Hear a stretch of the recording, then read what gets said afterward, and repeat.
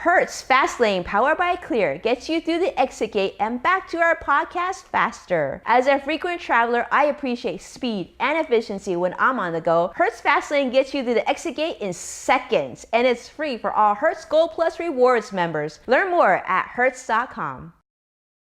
This is such a treat. I am so excited. I've been looking forward to this for weeks. I am here with the one and only Jillian Michaels. Now, in many ways, she doesn't need an introduction, but for those of you who are living under a rock, you might know her as our favorite and most ambitious, I say, women in the fitness industry. So Jillian, thank you so much for being here. How are you today? I'm good, bud. Thank you for having me. Well, I know you are one busy woman. I mean, on top of everything you're building, I want to go in deep, if you don't mind, and talk about how you started and where you started and how you are today. Because I think a lot of times we'll watch you on television and we know you as not only being the tough trainer that you are, but I mean, you don't take any hostages. I mean, you really are. Are you really as tough as we all think you are? When Biggest Loser was on the air, a lot of people right there watching it, and it seems like entertainment.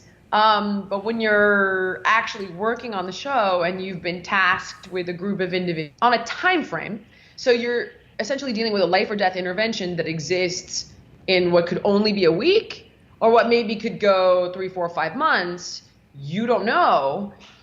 Certain benchmarks need to be hit very quickly if there's any hope of getting a transformation, and then maintaining a transformation is a whole different animal, of course. So for me, I needed several things to happen. One, you need to have a rock bottom moment where people feel the pain of living the way they've been living so that they'll move. Because if it's more painful to be doing what you're doing, right, then the work and the fear associated with where you need to go, you'll move. But so often people get comfortable. We kind of go into this comfortable numb, and we put our blinders on, and we don't really look at the choices we're making and how negatively they're affecting us. So having that rock bottom moment where you feel the gravity of the choices you're making will hopefully be harder for you to continue than the work associated with the goal the change you want to make. I love this. Second part of it is you need to see something happen so you can go, wow, I actually am capable. I am strong. I am this. I am that. So whether it's running your first mile or doing your first push-up or whatever it might be, when you shatter that notion of what somebody believes their limitations to be with an accomplishment, it helps to open up an infinity of possibility in all aspects of life. So screaming, pushing, whatever, to get them to do the task, complete the run, whatever, ultimately will give them that accomplishment. And it's just this tiny little seed that we're planting and hoping to build on. And the third thing is taking responsibility. Because if they can't take responsibility for where they're at, and even though there are times in our lives, all of us, where we've been victims of circumstances and situations we can't control, the third part of it is that if we cannot take responsibility for where we're at in life, right, you're fundamentally disempowered to make a change. So while we've all been victims in our lives at one time or another, many of us repeat that cycle in our own lives. Hence, it's called a repetition compulsion, but we know it better as history repeats itself. This is why we play out these patterns of abuse. And if you can't see what you're contributing to that and stop it and own it, you're incapable of changing it. Right. So for me, if I have a week to make all three of those things happen before somebody would get eliminated, I would do whatever it takes, and I don't really care what people think about it. What you're talking about is so much heart. I mean, you care about these individuals. You have such a short amount of time, and you really want to make an impact in their lives. So this is really the Jillian way of showing love, right? And I think what I'd love to do is go back to that same topic, because when I talk to clients myself and counsel them on their financial matters, I always feel like it's these consistent habits or disciplines or even the mindset of where they need to be and where they are and really making that breakthrough.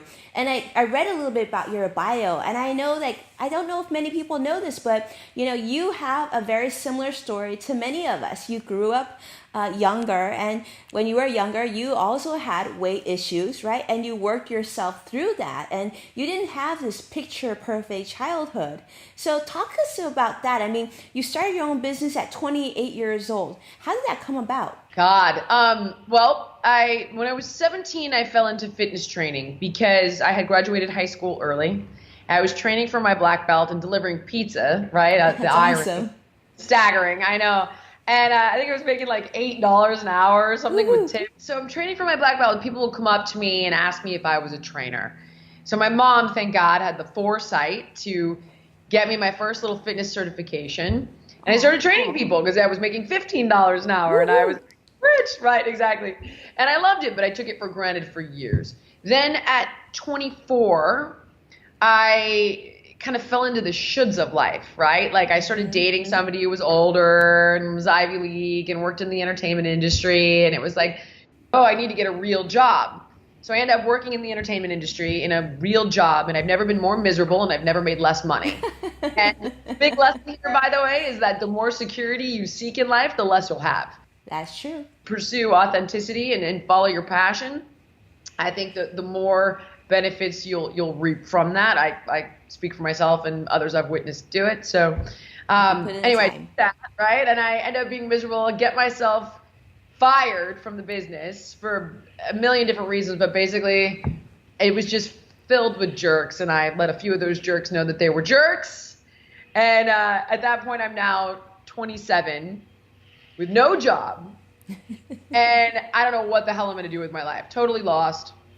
And I fall back into training because I had to pay my bills. I realized I was happy again for the first time in a long time, and I wanted to figure out how to turn my passion into a business. So I wrote up a little business plan, and I had some angel investors, and I maxed out my credit cards, sold everything I owned, and started a sports medicine facility, and it was very successful. And then I got on Biggest Loser, and I sold that business, and the rest is history. Okay, well, there's more to that story, though. We're going to dig deep a little dive. So let's talk about that. So you started this business. Where was it? In Los Angeles, Beverly Hills? Born and raised in Los Angeles. So we started the business. It was called Sky Sport and Spa, and it was on Wilshire and La Cienega. And great location. I ended up selling it, the business, to Jackie Warner, who subsequently turned it into a TV show. Right. But it wasn't a TV show before that. It was the sports medicine facility with also personal training. So I did there, yeah. That was so smart. So that was your pivotal moment. So then I guess the producers from Biggest Loser reached out to you. How did that come about? Did they actually have experience working with you, or did you handle some of the clients that they knew? That period of time where I was working my real job, right, where I was extraordinarily miserable. Luckily, something good can come out of everything if you put in the effort. Right. And a lot of the people I met while I was doing that job ended up becoming clients of mine when I was a trainer. Wow. Mm-hmm. And one of them had heard about this job at NBC and was like, you should really go out for this job. And I was like, no, and I hated the name. At that time, nobody was doing that. And right. A lot of those reality shows were just vicious. It was like The Swan and things like that. And it just wasn't my MO. I don't watch reality TV. I didn't like the name of it. And he kind of convinced me to go in. And I think because I was just so, I don't know. Passionate, right? You were so passionate about health. So you didn't want it. And so that's why you got it. Yeah, and so I ended up, of course, getting the job, and the guy that put me up for the job was like, you're insane. This is primetime television. This is life-changing. You need to take the job. And he was not wrong. So, the rest is kind of history. Well, I'm so glad you took that job because I loved watching you on that show. And, you've had some great successes along the way. I know you left the show and then you actually had your own show, right? Look at everything you built. Does it sort of just blow you away by all that you've done? Personally, I mean, whatever has been accomplished, I've had a tremendous amount of help accomplishing that. So it's certainly not something that I can take credit for alone. With that said, in all transparency, when I look back, I look at all the things I didn't left there still is to do. So there's still a lot for you to do. Well, we'll see. I hope so. Well, I mean, you've certainly done such a smart job in terms of what you've done so far, and you've been inspiring I think you've made a big change in so many people's lives. I mean, you've become a household name, and most importantly, I mean, I'm excited because I have this new book of yours that I feel like we need to go into this book, okay? Because this is very unlike the stereotypical on TV Jillian Michaels. I would almost say, I'm going to venture to guess, as a mother myself, and I know you're a mother, I think your children impacted you, Jillian, for this book. Do you feel that way? It's like that line from As Good as It Gets, right? You make me want to be a better man. You want to be a better person. And they make you want to live your best, healthiest life for as long as possible, to not only be a role model for them, but to be around for them. Right. So, I mean, sure, do I want to look my best at 40, 50, 60, 70, 80? Yes. Do I want to feel my best at all those ages? Yes. But do I have the added pressure of really trying to be around for my kids and have them be proud of me as their mom? Yeah. I mean, that's a huge motivation for me. And I feel like this is kind of gives us that information. I mean, let's go ahead with the title. I think this is great. It's calling Unlock Your Genetic Potential for Ageless Strength, Health, and Beauty. The 6 Keys. I really want you to talk to us about the 6 keys, because I flipped through this and I read through some of it already. I mean, I have to get through the rest. But, I mean, I feel like there's a lot of great information in here. And the biggest one that I love you to talk about is one I always tell my kids this. I say, don't pity me for working too hard, because like, Mommy works so hard. I'm like, don't pity me for working so hard. Pity the person who doesn't work so hard and doesn't ever reach their full potential. Yeah, right? I agree with you completely, yeah. I love this. So I really want you to tell me, I mean, let's talk about this. I mean, at a very young age, you got into karate, you became a trainer. Fitness has been such a big, pivotal part of your life, and you've helped so many people. When you think of someone who maybe doesn't reach their full health potential, the 80-year-old who's out there swimming in the middle of the ocean, right? Versus the couch potato who's in their 50s, who just isn't getting beyond all these health issues and is trying all these different diets. What's the difference that you see between the two? A lot. But the most important one is your frame of mind. Because ultimately, the way you think and the way you feel is going to dictate the way you behave, right? And those actions are what create the outcome of your reality.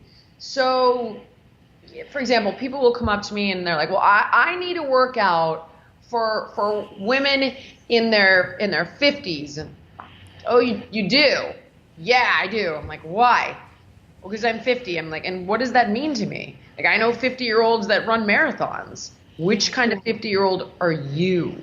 So you make a workout for a beginner, somebody who's intermediate, somebody who's a swimmer and a competitive athlete. You don't make workouts based on chronological age.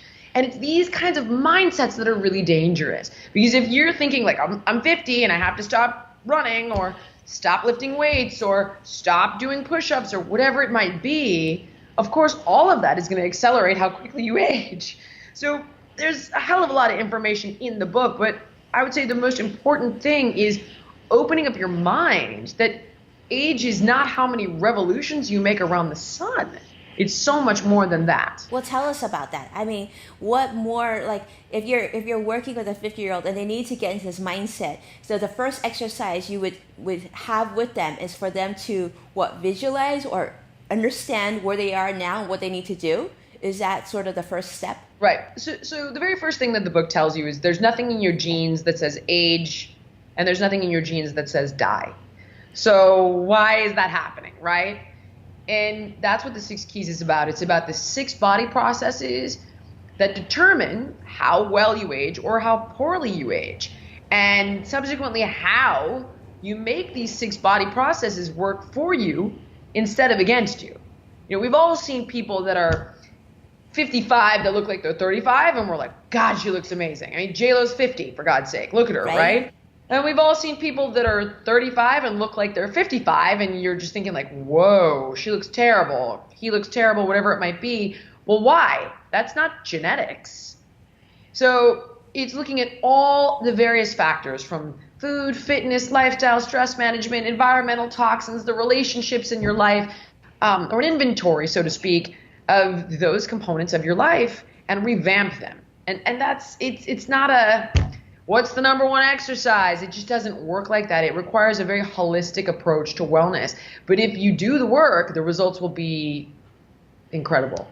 I mean, I think the one thing I'd love for you to share, which I thought was helpful, is you actually, I always say with my own business too, and telling people about how to manage their wealth, I said, those who do it well can explain it in the most simplest form, so it becomes a pattern or habit, and not like, oh my gosh, I need a budget and I have to spreadsheet everything out that I'm spending. No.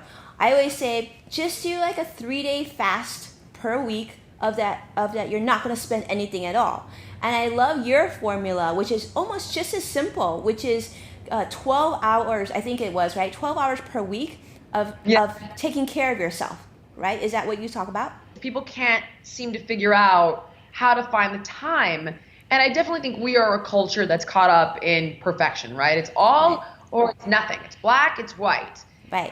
That gray area really challenges you on an emotional level where, if there's a lot of good, but there's also parts that are bad, there's things to be sad about and whatever. So we live in this very if it's perfect or I quit. So the idea for me is if I've got 12 hours of time, I can fit in 4 half-hour workouts. Is it perfect?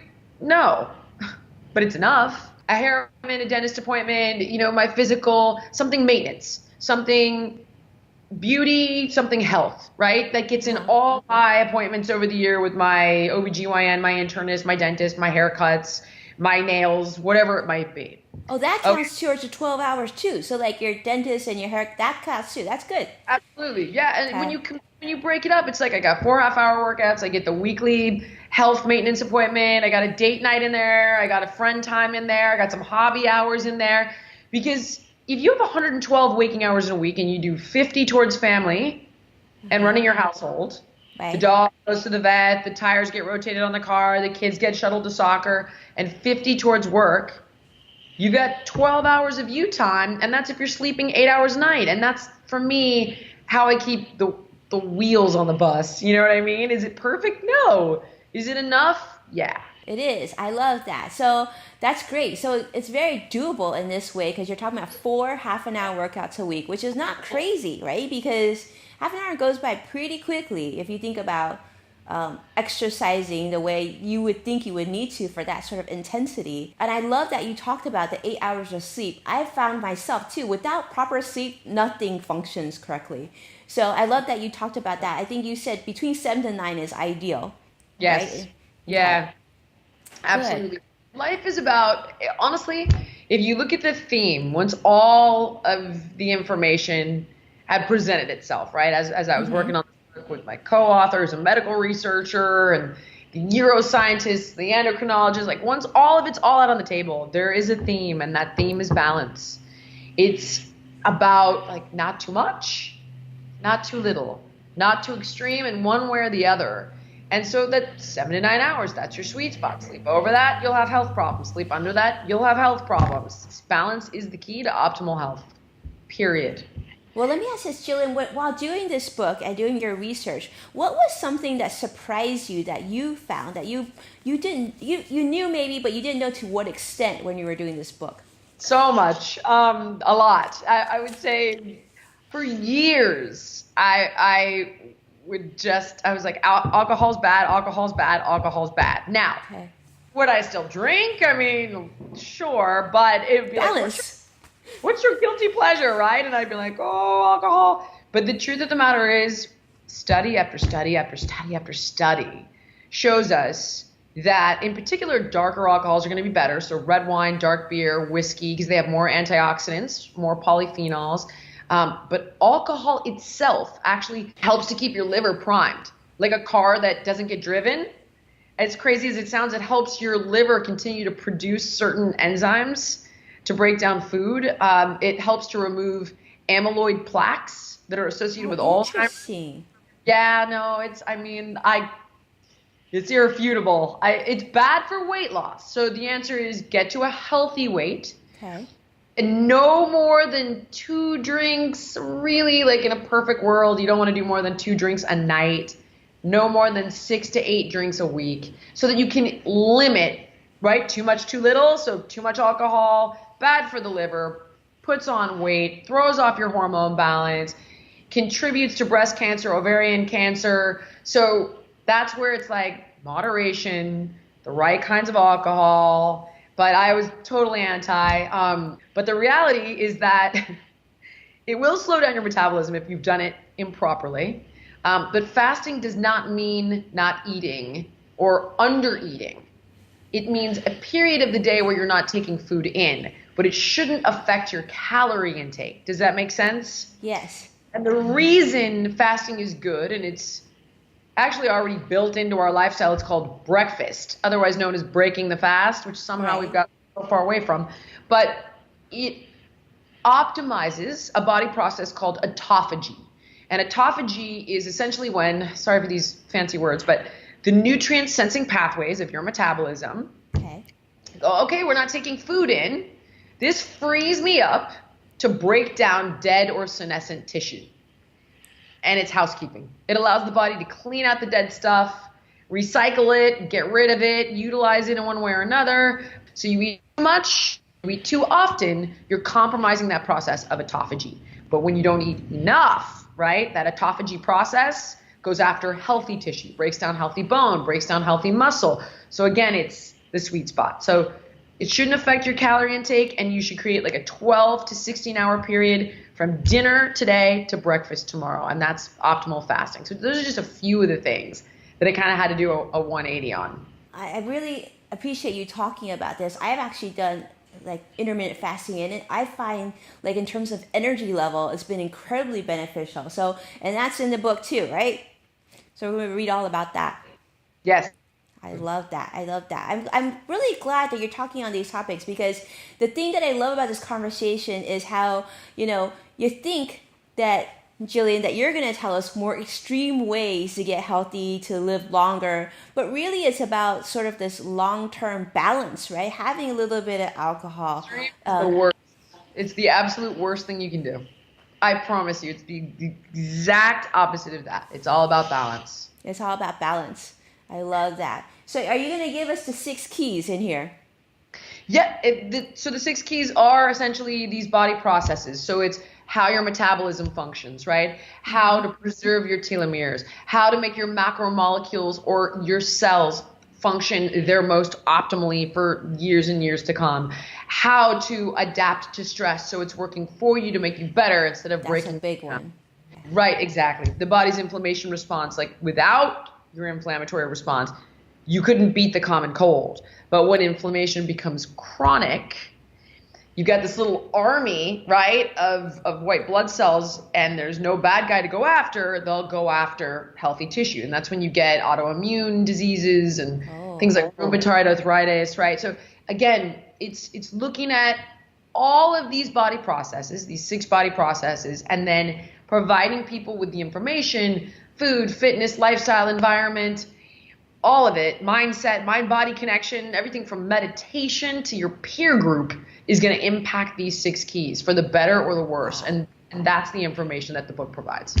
I love that. I'm excited. Well, I don't know about you. If you haven't read Jillian's book, this is your chance. You really should pick this up. It's also on Amazon. I checked. So definitely a great book to get someone that you care about. So huge thank you, Jillian, for your time.